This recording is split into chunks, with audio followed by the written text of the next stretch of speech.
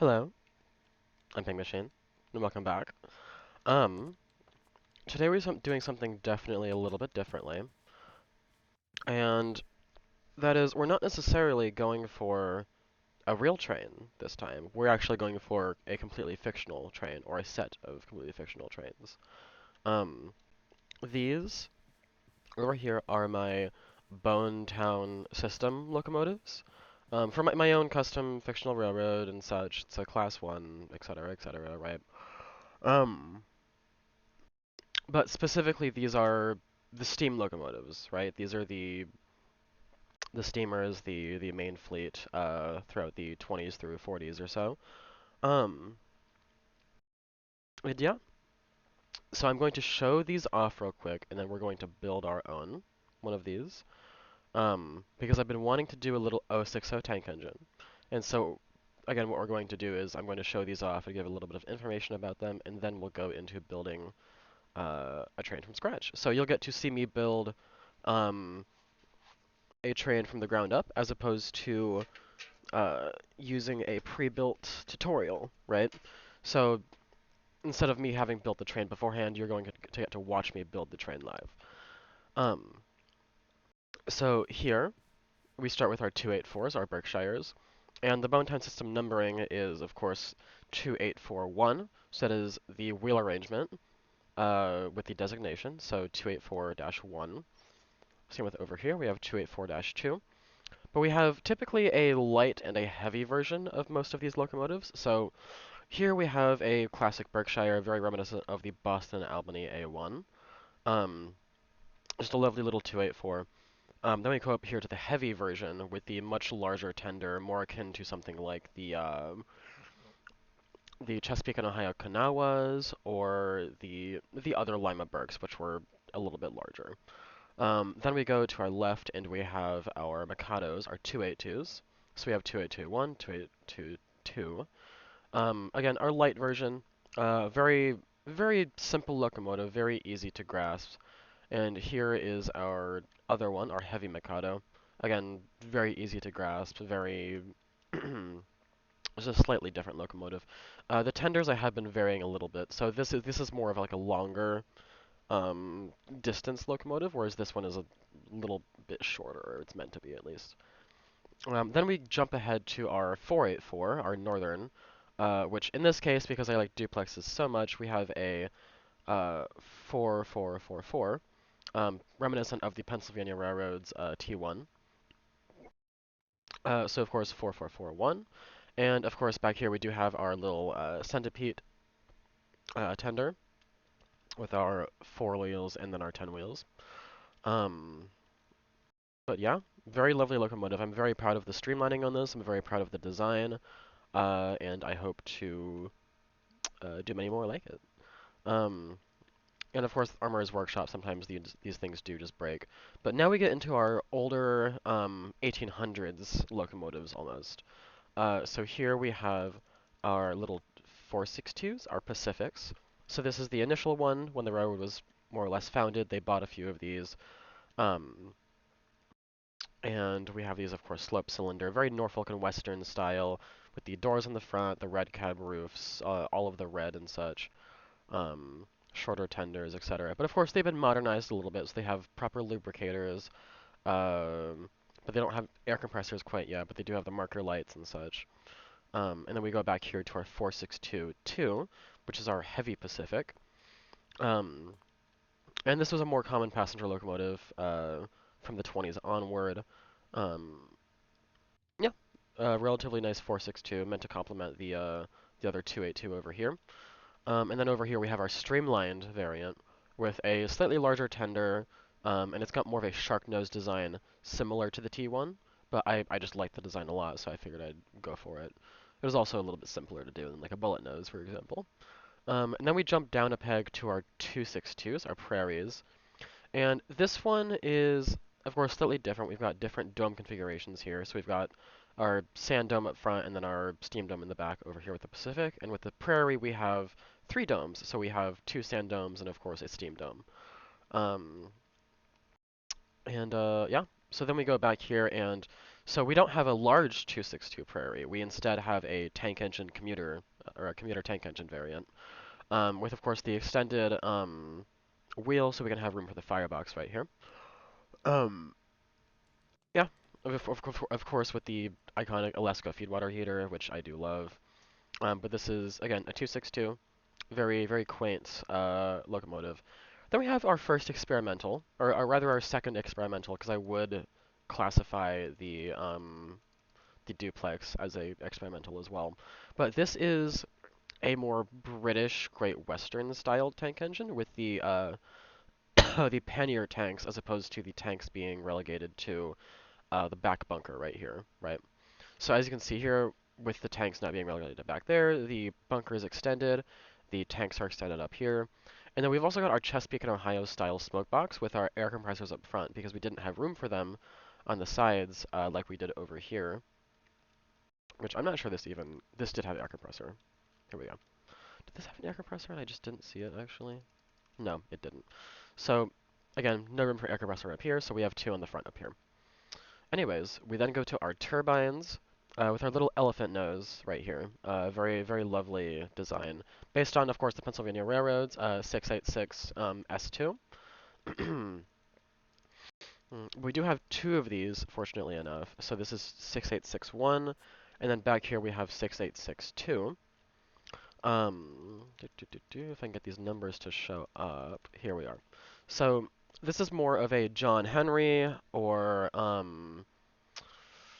uh, whatever you'd call the turbine locomotive from the Chesapeake in Ohio. I forgot what it was called. I think it was the M1. But this is meant to be in a more traditional turbine style like that, as opposed to the Pennsylvania Railroad one, which they kind of just did their own thing for no reason. Um, and then we go over here to our other experimental, our third so far, or rather fourth, I would say. This is our 2120 banker locomotive, essentially my equivalent to the Big Bertha. Um, but of course we have the hazard strapping on the front, we have these little handrails and such. And this of course is a I forgot what this trying to think. This had a specific um right, with the Franco Crusty boiler. That's the idea here, right? So we have a smaller boiler below the main one, which is not that visible necessarily, but it's there. And of course, for that boiler, we have the ejection pipe up here, the smokestack on the side with the little deflector over it.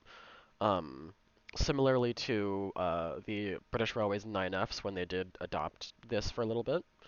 Um, and yeah, but this is my equivalent to the Midland Railway or the LMS's Big Bertha, which was a 010 banker that worked the Lickey incline.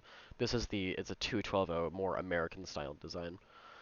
And then of course we have our mountain types, and I'm sure you can guess which of these is my favorite. So we have, or which of these rail arrangements is my favorite, because I do have three of these and only about two of every other one. Um, this is our light 482 with some deflectors, more closer to um, the L2 or L3 Mohawks from the New York Central. And then back here we have, of course, the 4822, closer to the L4s of the New York Central. And then we go back here. This is one of my own custom designs, kind of closer to the L2s of the New York Central, but also not necessarily. Um, it's also kind of meant to be reminiscent more so of like some of the Berkshires and such of other railroads. Just again, a Mohawk and a Berkshire are one and the same, just reversed. Um, and then back here we get to do our first 060, right? Which uh, of course here, I'm not sure what this pipe was for initially, but it is a nice little vertical pipe. Um, I don't remember much about this design, but this was the 060 that I first came up with, but I wanted to do a second one, which would be the, of course, tank engine variant. um, yeah, I don't necessarily know if I finished this one actually, because it looks like the firebox back here is missing a cluck and a placard, which of course we did steal from Teacup, but that's beyond the point. Um, All right. Card. Come on. Thank you. And then we go to our clock. Thank you for that. Um, there we go. And now we get to go to our 060 over here. So I'm going to go for a triple axle. We're going to go for the short variant. Um, let's see here. Short. We're not going to go for extended. We're just going to go for this short 060 here. I'm going to rotate that around by clicking on the top. So I do have a few reference images pulled up here. I do have a good 5 or so images of different tank engines. So we've got a few of the S100s. So we've got one of the European variants closer to the Derail Valley S060, right? Um, then we have a few of the USATC, US Army Transportation Corps S100s, of which I did a video on recently. We have a photo of Granite Rock Code number 10, and just the USATC 1948, which does look like it is in a European, potentially British configuration. Um, and then I have two images of, I think it is the Pennsylvania Railroad B8A shop goat. Their 060 that they made without a rear bunker, essentially. Um, Drinking some of my lovely throat coat tea. Because my throat has been a little bit sore, so. Alright, well, I'm sure that can give you a good grasp for the type of engine that I'm going for. Something a little bit more industrial, something a little bit smaller, something that gives off the vibe of just a small tank engine, right? And so what we can do as well is this is what a lot of railroads have done, is that they've taken essentially their primary 060 tender engine design, because they use mostly 060 tender engines, as opposed to tank engines, rather. But we can take this design and we can shorten it a little bit and put a bunker on it and then create an 060 out of that. What we could also do is just essentially make our own thing, um, such as the Granite Rock Code number 10 or the 1948 or whatever, right? S100s. So we are going to go ahead and copy paste uh, a front beam right here. And I believe we're going to go with something closer to this freight pilot up here, right? Because I believe that makes a little bit more sense. Copy that. I do believe we have a more modern design of this, but I'm going to go for this just for the sake of simplicity. We're going to paste that right here in front of the cylinders. Now we could give it a little bit of space if we'd like to, but I think I'm going to just paste it right there. And as for cylinders as well, we're going to go ahead and grab some black steel tanks. It does look that the cylinders are a little bit on the lower side, so I am going to go ahead and just copy the valve gear from this locomotive because it is the same exact width, length, etc., and it does essentially just work. Okay, copying the cylinders, and we're going over here to these cylinders and pasting. There we are. Unfortunately, we do have to break this bogie and replace it with ours because we did not account for the fact that it would still the bogey. So that's our wheel set. From here, we do have to decide on which tank variant we want to go for because there's typically well tanks, which are between the frames. There are saddle tanks, which slope over the boiler. There's side tanks, which are down to usually the running board or the cab sides on either side of the locomotive. You have pannier tanks, which are raised above the running board or above the wheels, and also like slightly above the cab. Um, and you have back tanks, which typically have the tank on the back, similarly to this locomotive over here, where we've got, of course, the water tank on the back. So this would be more of a pannier tank, where the tanks and the cab are parallel, but there is room underneath. And again, back tank, pannier tank. Yeah. I do kind of want to go for more of an American-styled saddle tank, but I also don't necessarily like doing those, so I think I'm going to go for more of a side tank. Yeah, we're going to go for that. Next, we're going to go ahead and try to do a cab here. So with the Bonetown system locomotives, these are a little bit outdated because I've done a lot more research into this since then. But we're going to copy this cab that I have over here.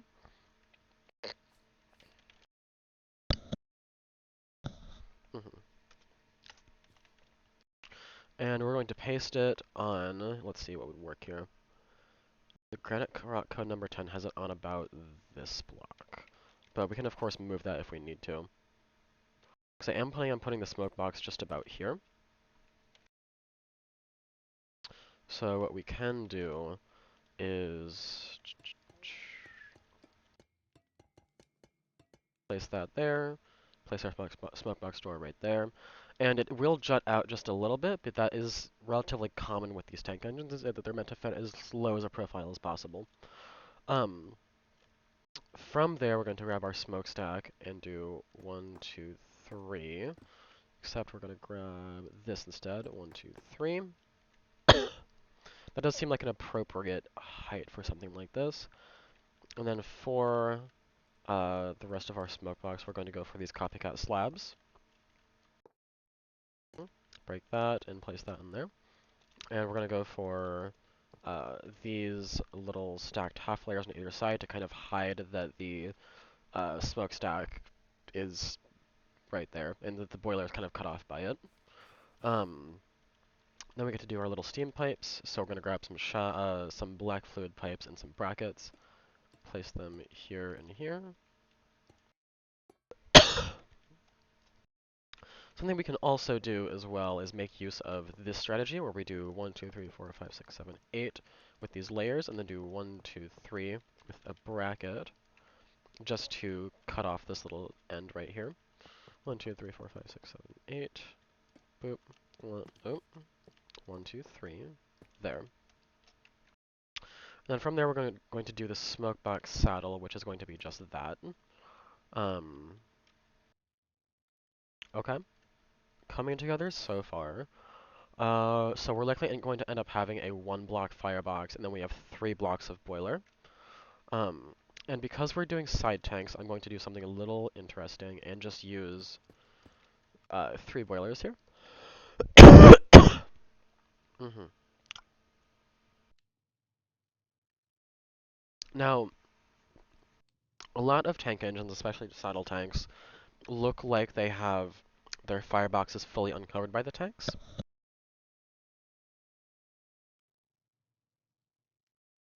And I believe part of that, at the very least it seems to be, because they have front doors on their cab sides. So what I'm going to do here is break these doors and instead use some copycat panels, I would think. Or here, let me see actually. Mm, okay, well first off we're going to grab firebox components.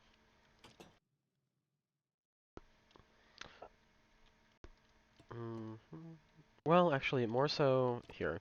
So, unfortunately, we're going to have to place the whistle, I think, right about... Well, we could also do this and have it more so above.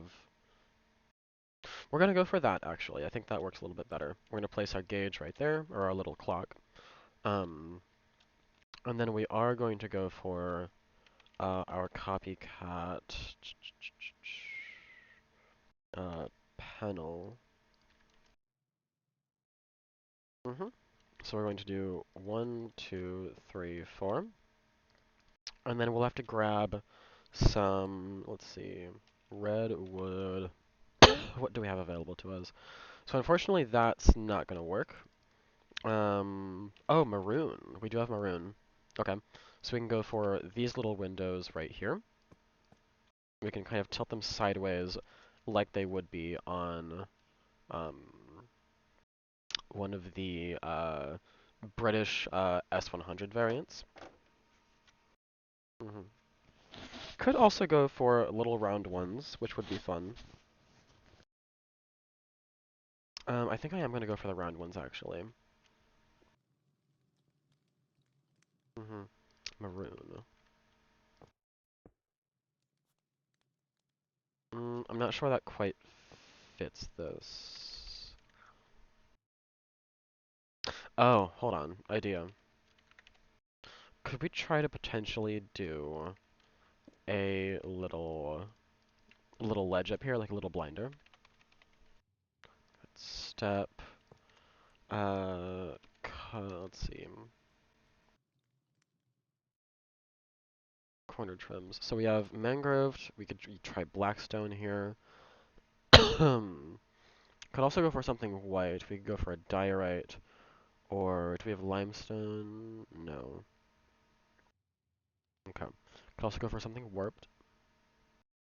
Okay, let's try a few things here. So mangrove, not great. Blackstone, not entirely horrible, I would say. We can go for the diorite, which does suck a lot, actually, unfortunately. Um, the warped, I don't like the red and the green or blue. Um, hmm. What blocks do we have that could work as something like that?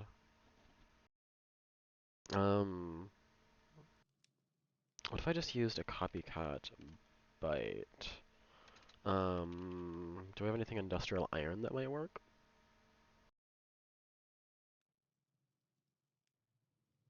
No. I'm trying to think of what here looks like something like this, essentially, but upside down. Oh, oh dear, what have I done?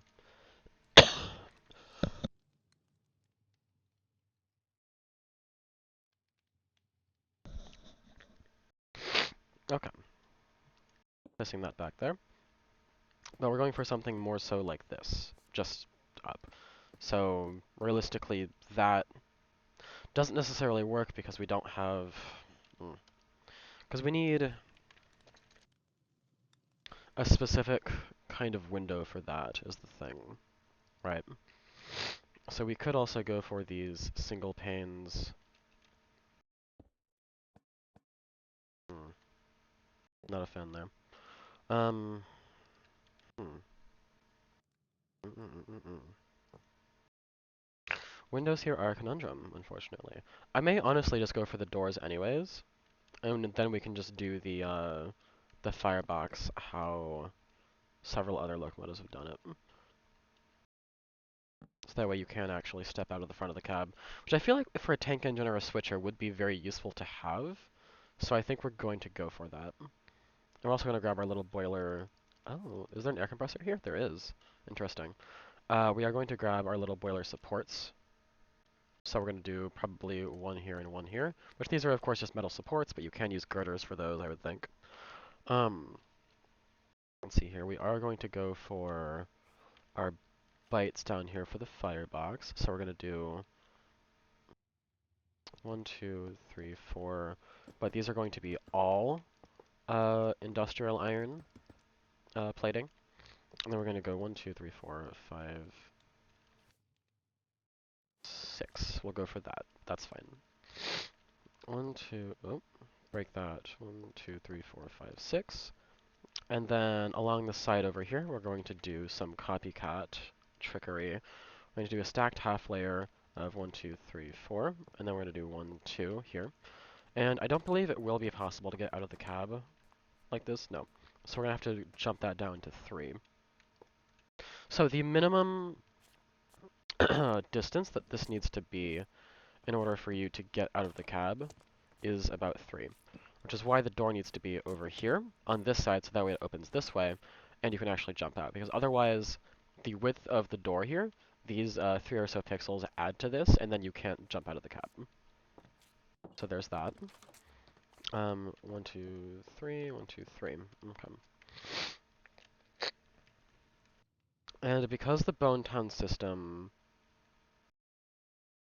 I was going to say I don't necessarily think I've done too many Belpaire fireboxes. I'm not sure why I assumed that I would. We are going to do another stacked half layer up here. to give more the rounded firebox look. I'm going to grab some Scorchia Locometal and some Scorchia pillars. Replace that here. Mm, place our plated Scorchia here and place that there. And that makes a little bit more sense, I would say. Okay. There, okay. But then from here we do have to go ahead and do our side tanks, which likely are going to consist of just Scorchia Locometal, I would think. But I may also go for some black Locometal instead, we'll see. But I don't believe we're going to have room to fit the entire Bone Town system lettering on there. So likely we're going to have the little placard down here and do the number on the side over here. So we would need 4 blocks for that, theoretically. Hmm. I may go for a number similar to something like this, so that it fits on the tank. That would be lovely, actually. We're going to go for that. Um, okay, so in that case, we're going to do some black locometal here and here. And we're going to do some down here as well. I think we're going to do, so this is less of a brick, we'll do some copycat slabs instead. 2, 3. Okay. And this looks at least a little bit better. 1, 2, 3, 1, 2, 3. And then we can start with our top detailing. So, let's come over to this boiler here. We have some candles up here for some safety valves. We have our Scorchia Locomotive smoke box, and then we have some other items here. I do want to add a bell, so we're likely going to do something more so like this, right? Or we could also reverse this and do this. And so that way we can do our safety valves up here. We can do a little, or actually we'll do our button here, safety valves here, and then we'll do our little bell right in there. Lovely. We could also make this more reminiscent of the S100.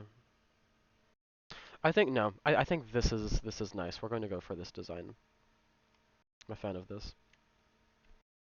And then from there we get to do our little other add-on bits. So in between the frames here, we're going to add a little reservoir, and then we don't necessarily have room for lubricators. So we're going to add one onto the front here, because I'm not too upset with how that looks, honestly. That's not entirely horrible. And then we can see maybe about adding a toolbox up front too, if that's not too big of a deal, no? Let's see. That seems fine, I would say. That looks fun.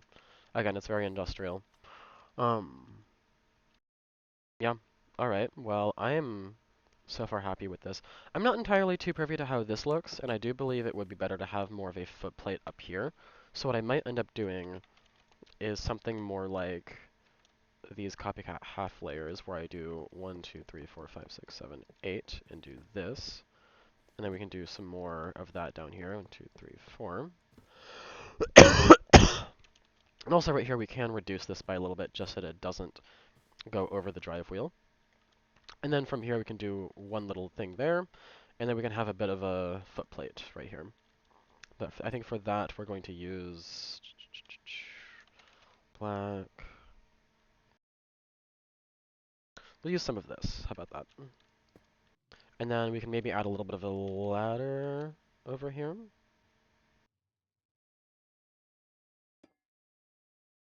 That may be maybe too much. Mm. We'll see how that looks once we have the ladder into the cab just to the left of that. But I'm not opposed to how this looks. Mm. And then we do have to add this here. With this. Okay, there we go. Now since we have, no, those aren't bytes. I was going to say, I was gonna, I was going to try to see if we could do, because we have bytes, or because we had bytes down there, we potentially had bytes up here. We could do a little step right here to go onto the tank, but unfortunately no.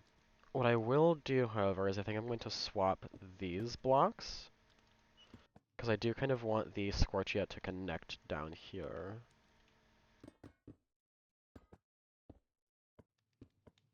Okay, so we'll do these little connected textures right here. Lovely. Um, and then from there, I believe all we have left to do is the cab and the bunker.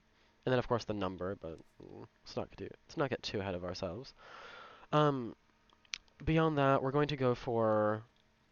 So we don't have room for an air compressor beyond potentially a smaller one. So let me see what I have here. Okay. So I think we're going to replace this toolbox with an air compressor, because a lot of O60s, specifically the S100s, had them on their fronts up here. So we're going to put that right there. And we'll put a toolbox down here on a bar panel. And then we'll go ahead and also throw a little reservoir tank down here. Of course, with the bracket facing upwards as opposed to the complete wrong way. There we go. And then that way this looks a little bit more... like, it looks like more of a locomotive. Um, Lovely. Okay. And so then here we have to extend the cab out to the back. Is this layer 1, 2, 3, 4? Okay. So we can actually replace these with slabs. I do sometimes have a habit of using layers in certain places where I think I'll need blocks slightly lower than what I end up actually using. So here I went up to layer 4, so that could have just been a slab, but I was using layers in case I did need to use layers, right? And then back here we get to do the cab opening. So we'll go ahead and grab this very similar design, I would think. That's the thing, if you build locomotives that are very similar, is you can just kind of copy parts around. And that is the beauty of locomotives, is like that's kind of the point, is they are supposed to be utilitarian, they're supposed to give you the ability to swap parts and such if you would like to, right? Now, unfortunately, this is going to have a 3-block overhang because we are going to need to add. So we have this block right here for the doors and such, but we are going to have to add an extra block back here for the bunker. Um, Again, is unfortunate, but is just kind of what we have to do. All right, so for the bunker, we're going to add um, a little barrel right here. We're going to add a portable fuel storage interface, or a portable storage interface. There we go, I can talk. Then we're just going to do some copycat slabs here. Do 1, 2, 3, 4. And again, this is all improvised. We're essentially copying the pattern from the cab on the side over here, just to give it a little bit of a more, not streamlined appearance, but more of a cohesive appearance, right? Now, unfortunately, because we have a very lovely few sides right here, the back is kind of ugly. So we are going to cover up most of that with certain items. Now, what we could also do, this is a potential idea, is we could, what if we created more of an L shape, like this, right? So that it goes boom, boom, but then we also threw on, instead of these riveted pillars, we did more of these smoke boxes. So that way that gives it more of a smooth appearance. I do kind of like that. So we're doing kind of an L with these, and then these kind of are just spread out more so. And so that way we don't necessarily have to do anything crazy throughout the back here. One thing that I may do as well is move this barrel more so inward. So that way we can have the locomotive do this. And that way the only blocks we have to cover, or the only block we have to cover really is this bit. So we're going to do some copycat half layers and do 1, 2, oh, that's not right. Some copycat stacked half layers, here we go, and do this. Um, from there, we get to do that, right? So this way the bunker has like a bit of a lip back here. And then we can also do some more of these tanks or smoke boxes, so that way it kind of wraps around a little bit. Um, we could also just make the bunker entirely out of black locometal. I'm not necessarily opposed to that. That doesn't necessarily look horrible, right? I think we are just going to go for that, even if it is slightly boring and lazy. We are also going to grab some copycat. We'll grab some half layers. And this is, of course, just to give it some variation in the height for when we do the coal. We are going to add, let's see. So for the what is it? For the Bone system locomotives, I've been using the actual uh, chipped coal blocks. This is a trodden coal block.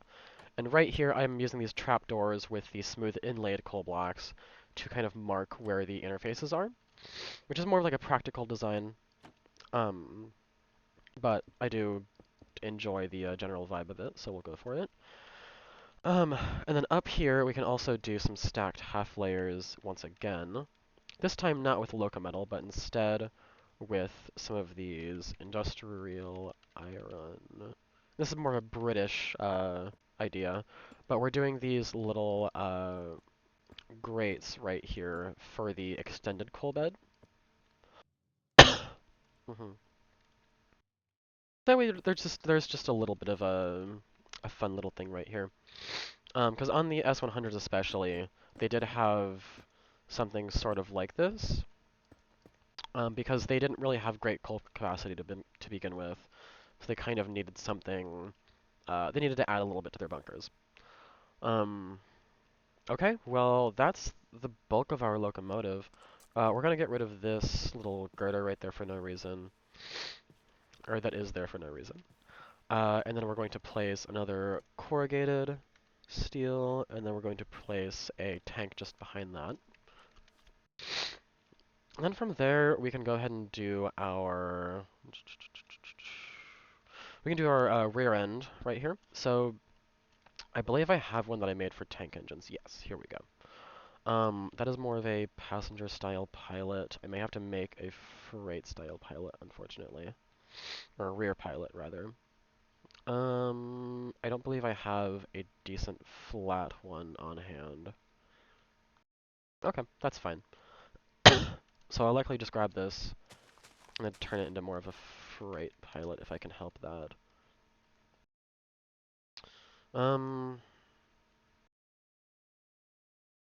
Actually, here's what we'll do. 1, 2, 3, 4, 5, 6. So we're going to grab this. We're using the split knuckle couplers here, specifically because the Benton system, uh, I want it to be able to interchange with other railroads where they use potentially like more British style couplings, right? Or just like Lincoln pins, you know, that sort of thing. Okay. I'm doing 1, 2, 3, 4, 5, 6. 1, 2, 3, 4, 5, 6. Rotate that back around. I think is it actually one block out?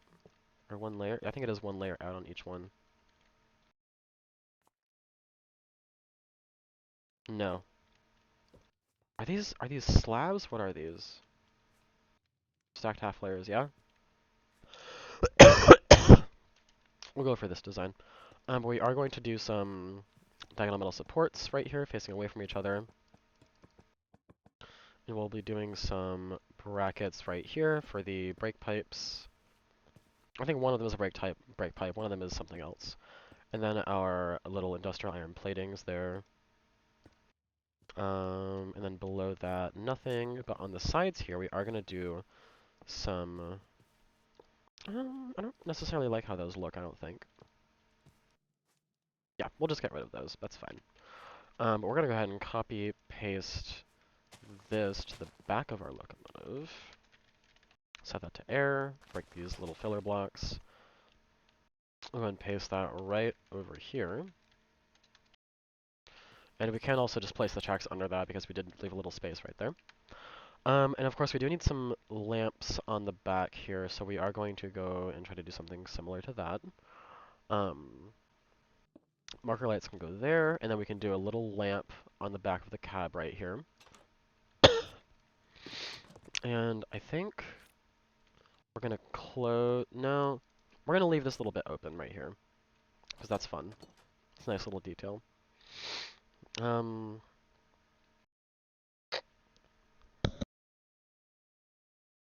let's see here. So we do need a back lamp for that, but unfortunately the Bonetown system locomotives came before I actually came up with the idea to put proper backs in the locomotives. So as you can see up here, these have actual lamps on the backs of these. Um, so we'll go ahead and throw our lamp right there. We can also throw our marker lights up there too if we'd like to. And then lower half down here, can add our capacity, which is exactly 1 barrel. We don't have any room for fuel tanks in here necessarily, so unfortunately we're going to have to say no fuel tanks, but we can just go ahead and grab this sign over here, and we're going to say 1 barrel, which is 1728 items. And of course no tanks, so we're just going to write Bone Town System down here. Or we'll go for 1 barrel. There we are. Lovely. And then of course we do have the little Bone Town System emblems on the cab sides, and we can do a number on the side of the tanks over here. So let me take you over to my little number station. So we're wanting a little 0602. So we're actually going to go back right over here to grab another number for reference. So, similarly, here we are. So the 2s are the same width and height as the O's, so we're just going to essentially use this and copy paste them where they need to be. Because we already have the 6 and the 2 in the right place. So, here. We're going to clear this in our armourer. We're going to paste this in here. Okay. As I said, this 6 and this 2 are in the right place already, so all we have to do is go down here and grab our 0, copy, and we'll go ahead and sit here and paste that minus air. And we'll go over here and paste this minus air as well. But of course, so we actually don't need the corners here, so we can leave those, but we do need a corner down here. Deselect that, and we can go ahead and break these little inner bits right here. And I believe, is there a little one we can break over here? No, there's not. Okay. So then we have to center this. So to do that, we're going to select one end, select the other, and do / middle air. And that'll give us the middle, which is right here. Okay.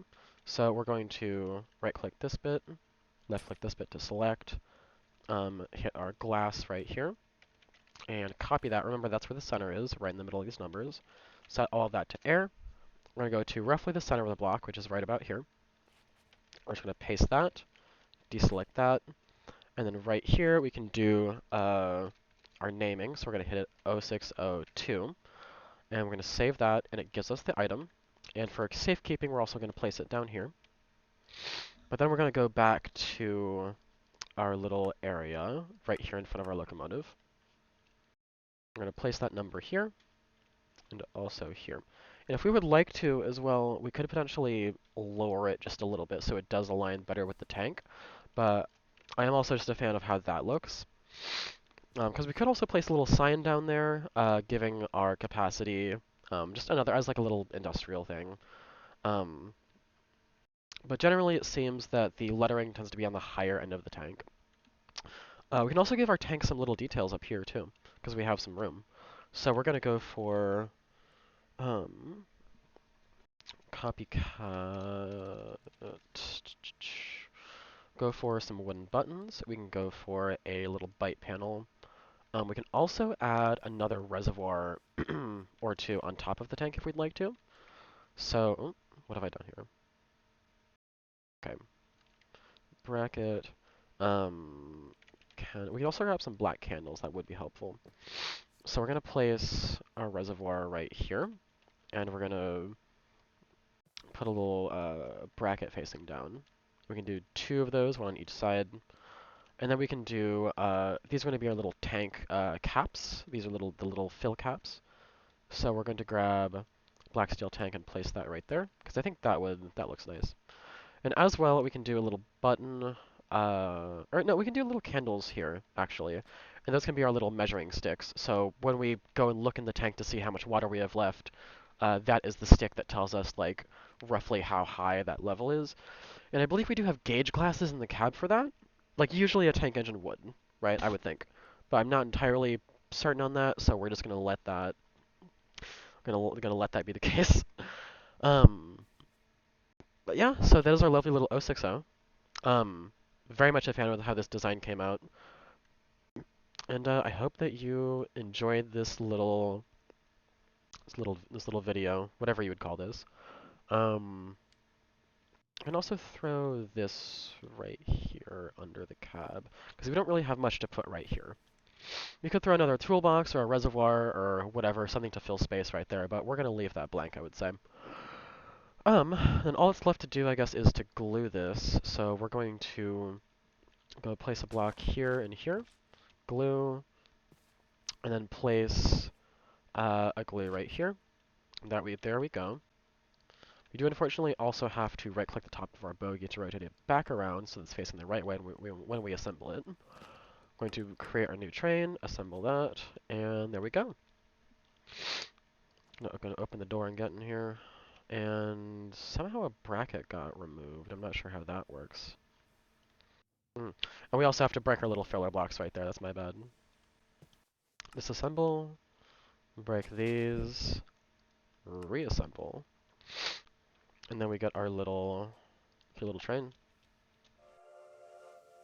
And I could also shorten the whistle to be more of a bridge style, like you know, like something like more higher pitched. But I'm not gonna do that right now. I enjoy how this looks. I'm a big fan of this. Yeah. All right. Well, I am very happy that we could create something relatively fun. And once again, I hope you enjoyed. I've been Ping Machine, and I will see you again relatively soon. We'll see. Bye bye. We'll do the funny little YouTuber bye bye with the punchy the bye bye bye bye bye bye.